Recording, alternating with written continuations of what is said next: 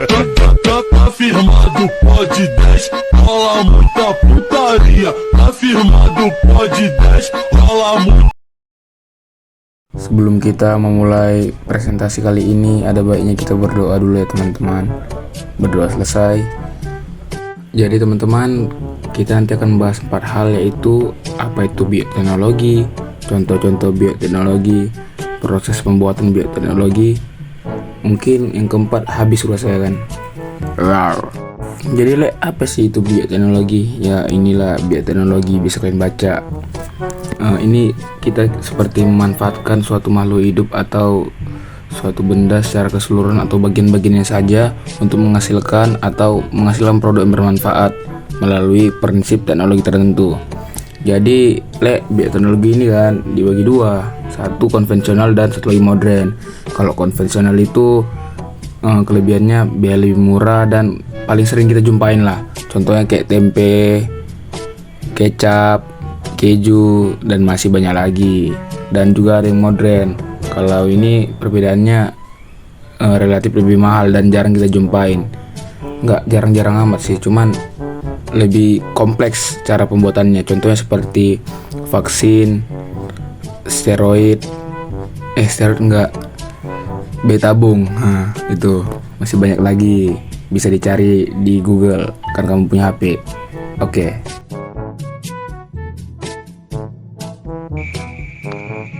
Apa itu tempe? Tempe merupakan makanan yang terbuat dari kacang kedelai dan beberapa bahan lain yang diproses melalui fermentasi menggunakan mikroorganisme Kapang Rhizopus sp. Atau yang biasa dikenal sebagai starter atau ragi tempe. Bahan-bahannya ialah yang pertama tempe dan yang kedua ragi tempe. Cara pembuatannya, yang pertama, kedelai dicuci dengan air mengalir hingga bersih, kemudian rendam kedelai selama 5 jam. Setelah selesai direndam, lalu cuci kembali rendaman kedelai sampai bersih. Selanjutnya, rebus rendaman kedelai yang telah dicuci bersih selama 30-40 menit. Setelah itu, rendam selama 1 malam. Cara berikutnya, kupas kulit ari kedelai yang telah direndam semalam dengan menggunakan tangan atau manfaatkan mesin. Setelah itu, cuci hingga bersih. Kukus selama 20 menit, kemudian angkat dan dinginkan sejenak, lalu taburi ragi tempe dan aduk hingga rata. Setelah itu, bungkus kedelai dengan menggunakan daun pisang maupun plastik sesuai yang diinginkan. Proses fermentasi pun akan membutuhkan waktu 2 hari dengan suhu ruangan normal. Jika kacang kedelai sudah tertutup oleh jamur secara merata, maka tempe sudah matang dan siap diolah menjadi berbagai hidangan. Kenapa tempe bettertan kacang kedelai biasa? Karena tempe lebih mudah dicerna oleh tubuh dibandingkan olahan kacang kedelai biasa, dan kandungan gizi di dalam tempe lebih baik dibandingkan dengan kedelai dan produk turunan lainnya. Kelompok vitamin yang terdapat di dalam tempe terdiri atas 2 jenis, yaitu larut di dalam air atau vitamin B kompleks dan larut lemak atau vitamin A, D, E, dan K. Tempe memiliki sumber vitamin B yang potensial jenis vitamin tersebut ialah vitamin B1, vitamin B2, vitamin B6, dan vitamin B12. Dan juga tempe memiliki protein yang lebih tinggi dibandingkan kedelai biasa yang dikarenakan teknik fermentasi itu sendiri. Dalam proses fermentasi tersebut, Rhizopus menghasilkan enzim. Enzim inilah yang dapat meningkatkan protein sehingga tempe memiliki protein yang lebih tinggi daripada kacang kedelai. Cara membuat tape: kupas singkong dan cuci bersih, potong-potong sesuai selera. Kukus singkong hingga matang, biarkan hingga benar-benar dingin. Tumbuk ragi tape hingga halus. Pindahkan dan tata singkong di wadah plastik yang memiliki penutup. Tabur dengan ragi hingga merata dan tutup wadah. Simpan di dalam lemari makan yang gelap dan suhu ruangan. Diamkan selama 2-3 hari. Tape sudah siap dinikmati. Manfaat tape singkong: mencegah anemia, membantu menghilangkan jerawat, menghangatkan badan, mengurangi peradangan kulit, membuat tubuh lebih berenergi, mencegah hipertensi, membantu menurunkan berat badan, meningkatkan kesehatan pencernaan, mencegah Alzheimer. Mikroorganisme yang berperan dalam proses pembuatan tape adalah dari genus Alpegillus Saker. Alamak. Wow. Alamak. Wow. Alamak. Sedapnya. Kecap adalah bumbu dapur atau penyedap makanan yang berupa cairan berwarna hitam, rasa yang manis atau asin. Proses pembuatan kecap yaitu melalui pengolahan biji kedelai menjadi kecap dimulai dari pencucian, sortasi, perebusan, penirisan, fermentasi 1, fermentasi 2. Pemasakan dengan penambahan bumbu rempah yang siap digunakan hingga penyaringan, pendinginan, dan pengemasan produk jadi. Pada pembuatan kecap, mikroorganisme yang berperan adalah kapang, bakteri, dan kamir. Genus Aspergillus memegang peranan penting dalam proses fermentasi kapang atau pembuatan koji di samping adanya peran genus Rhizopus dan Mucor. Manfaat dari kecap yaitu menjaga kesehatan saluran cerna. Kecap dapat memicu pelepasan cairan lambung, membantu membunuh mikroorganisme penyebab gangguan pencernaan, mencegah osteoporosis, mencegah kanker. Dibandingkan bahan mentahnya, kecap lebih tahan lama karena melalui tahap fermentasi. Selain itu, penggunaan bahan tambahan seperti gula Jawa mampu memperpanjang usia olahan kedelai ini dibanding usia bahan bakunya, yaitu kedelai segar. Yakult. Yakult merupakan suplemen makanan pembentuk minuman probiotik yang baik untuk tubuh. Yakult juga memiliki manfaat, yaitu adalah menjaga keseimbangan mikroorganisme baik di dalam usus, menekan pertumbuhan bakteri merugikan, mengurangi racun di dalam tubuh, mencegah gangguan pencernaan seperti sembelit dan diare. Yakult menggunakan mikroorganisme yaitu adalah LCC serota strain yang terdapat di dalam Yakult. Bakteri ini sudah diteliti dan dibuktikan manfaatnya melalui berbagai penelitian ilmiah. Berikut adalah pembuatan Yakult. Bahan-bahan yang diperlukan adalah susu skim atau susu UHT 100 ml, produk Yakult 100 ml, larutan gula pasir 100 ml. Alat-alat yang digunakan adalah panci pemanas, kompor, termometer, pengadu, botol kaca. Proses pembuatan Yakult adalah susu skim atau susu UHT sebanyak 1 liter sampai mendidih selama 60 detik. Siapkan botol kaca, bersihkan dengan air dingin, kemudian tutuplah ujung botol. Agar botol tersebut steril, maka rebuslah botol tersebut di dalam air mendidih selama 60 detik. Angkatlah botol tersebut dari air panas, kemudian keringkanlah tanpa membuka tutup botol. Masukkan susu yang telah direbus ke dalam botol. Biarkan hingga suhu botol dan susu tersebut kira-kira mencapai 45 derajat Celcius. Masukkan 200 ml Yakult ke dalam 1000 ml susu. Tutup kembali botol tersebut, kemudian simpan dalam tempat tertutup dan hindari sinar matahari secara langsung. Setelah 24 jam, susu dalam botol telah berubah menjadi Yakult. Tambahkan gula, kira-kira 1 sendok makan per 200 ml Yakult. Yakult siap dikonsumsi. Yakult akan lebih nikmat jika dikonsumsi dalam keadaan dingin atau ditambah es.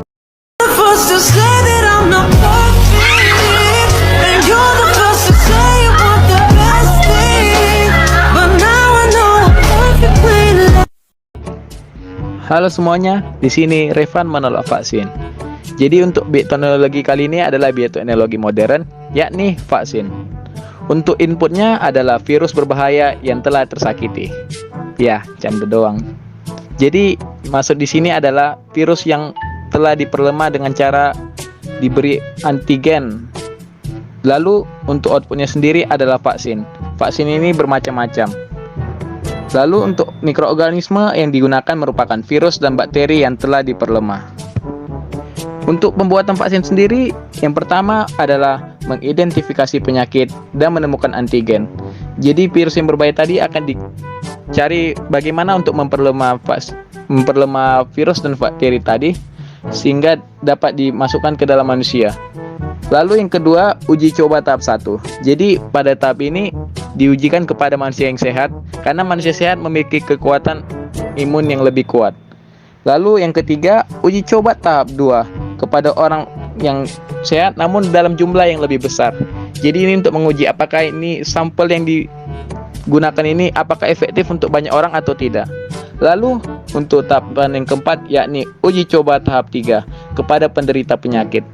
Jadi orang yang terjangkit penyakit yang disebabkan oleh virus-virus yang dibuat oleh vaksin tadi. Misalnya orang yang terkena corona akan diujikan dengan vaksin corona sebagai tahap uji coba 3. Lalu kita pergi ke manfaat dari vaksin. Jadi manfaat dari vaksin ini yang pertama adalah efektif untuk memperkuat imun tubuh dalam melawan virus yang dari luar. Lalu yang kedua, vaksin merangsang sistem kekebalan tubuh. Lalu yang terakhir, vaksin mengurangi risiko penularan virus berbahaya.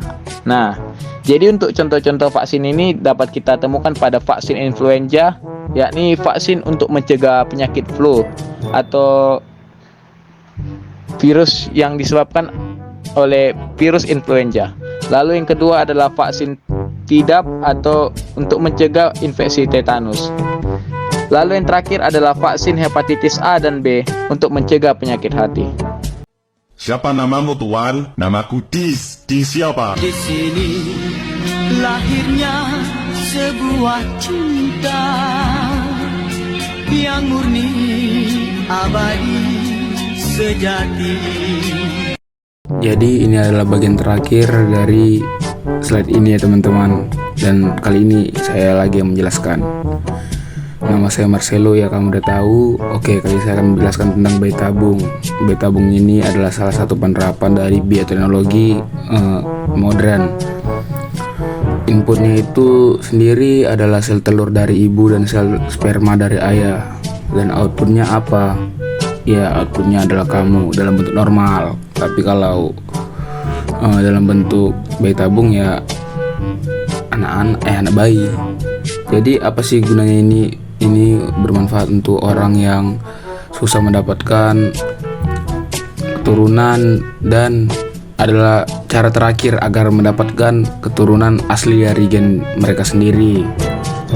Jadi kalau kalian normal, bersyukurlah, masih banyak yang mau dijalanin dan tetap semangat.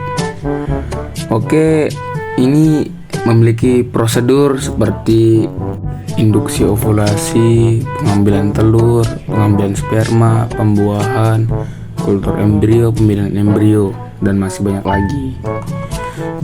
Jadi pertamanya kita akan bahas tentang induksi ovulasi. Jadi ini memerlukan waktu 1-2 minggu sebelum pengambilan sel telur. Kenapa? Karena perempuan ini dan ayah ini akan diberikan hormon-hormon yang untuk menunjang kesuburan mereka, terkhususnya pada wanita. Lalu dilakukanlah pengambilan telur dengan bantuan USG transvaginal. Jadi itu nggak asal diambil aja pengambilan telurnya, tetapi akan dimasukkan jarum kecil dengan bantuan USG agar bisa melihat di mana letak dinding perut pada bagian vagina perempuan. Dan diambil hasil telur dengan kualitas terbaik. Dan sebelumnya tadi hormon yang diberikan kepada wanita itu adalah berfungsi sebagai kesuburan pertama dan juga untuk pematangan sel telur biar lebih cepat, dan diletakkan ke wadah inkubasi lama yang bersih cairan khusus untuk dibuai sperma. Lalu diambil juga dong pengambilan sperma. Pengambilan sperma ini ya dengan cara masturbasi ya teman-teman, tapi bukan dari hal masturbasi saja, tapi ini harus dipilih dari terbaik dari yang terbaik, seperti kamu ya kan, dipilih Tuhan. Baru pembuahan, fertilisasi ini kan proses dimana peleburan inti sel gamit laki-laki atau sperma dan dengan perempuan atau ovum, lalu menghasilkan sel baru yang disebut zigot. Jadilah kamu ya kan, tapi akan dilakukan proses yang namanya inseminasi dengan mencampur sperma dan sel telur sehat menjadi embrio, jadilah zigot tadi kayak gitu. Lalu sih dilakukan yang namanya kultur embrio. Dalam hal ini kamu akan dilihat perkembangannya, embrio tersebut akan dilihat perkembangannya dan akan dilihat itu gimana ya, nggak semua itu nggak cuma satu embrionya itu, tapi banyak. Kenapa? Karena nanti kan dipilih dari terbaik dari yang terbaik agar tidak kelainan genetika tidak terjadi dan masih banyak lagi. Lalu setelah itu telah terpilihlah terbaik embrionya, akan disimpan menjadi bayi tabung pada rahim.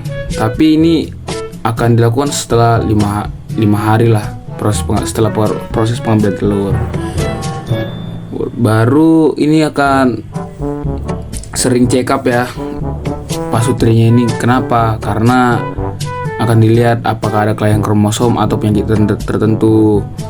Lalu setelah itu kan udah embrio tertanam pada dinding rahim, itu akan memakan waktu 10 hari. Setelah itu embrio itu ditransfer ke tempat khusus agar apa? Menjadi anak bayi. Oke, seperti itu saja. Mungkin jika panjang maaf dan tidak ada pengulangan karena ini dadakan. Saya belum makan ya. Sehat-sehat semuanya. Jadi ini bisa menjadi pelajaran untuk kita tetap bersyukur dan jangan lupa